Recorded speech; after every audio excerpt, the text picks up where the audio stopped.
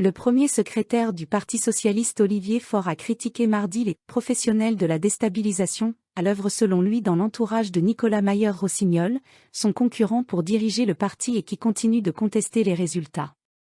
Monsieur Faure a annoncé sur le plateau de Public Sénat qu'il avait proposé des postes de premiers secrétaires adjoints au maire de Rouen, ainsi qu'à Hélène Geoffroy qui avait rejoint Monsieur Mayer-Rossignol au second tour du vote pour la tête du parti, le 19 janvier, après son échec au premier. Il a assuré qu'il attendait leur réponse et que tous trois devaient se revoir avant le congrès qui commence vendredi à Marseille. Un nouveau décompte dimanche du scrutin qui s'est tenu jeudi a donné 51,09% des voix au sortant contre 48,91% à son rival.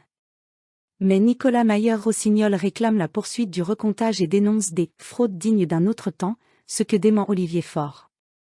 Ce dernier a dénoncé l'entourage de Nicolas Mayer-Rossignol composé selon lui de « professionnels de la déstabilisation » qui l'ont fait congrès après congrès, ils étaient déjà là au fameux congrès de Reims, c'étaient déjà les mêmes qui organisaient les choses pour donner le sentiment d'un immense bazar et empêcher l'élection de Martine Aubry contre Ségolène Royal en 2008 dans un scrutin également très contesté.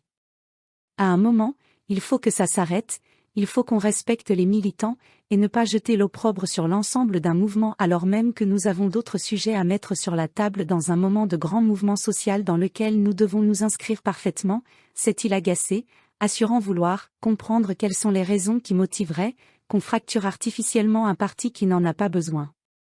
Il a notamment cité le sénateur PS David Assouline mais aussi l'ancien président François Hollande, qui a réclamé lundi l'organisation d'une nouvelle élection.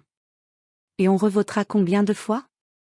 On revotera jusqu'à ce que le résultat corresponde à ce que souhaite François Hollande, a-t-il ironisé.